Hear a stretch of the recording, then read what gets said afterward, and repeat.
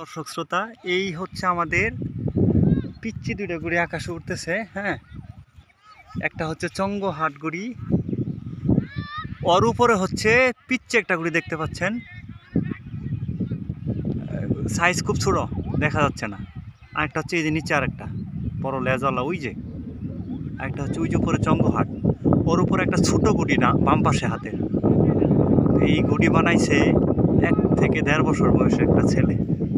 ঠিক আছে, মাত্র সামান্য একটু কাগজ আর একটা সোলার শলাকা দিছে। আর এইটা পাশেরটা, ওর বয়স বড় জোর 1 থেকে 1.5 বছর। এই হলো গুডিম্যান দুইজন, তাদের সাঙ্গপাঙ্গ আর টিমমেটরা মিলে গুডি উড়াইছে। এদিকে আসো, এদিকে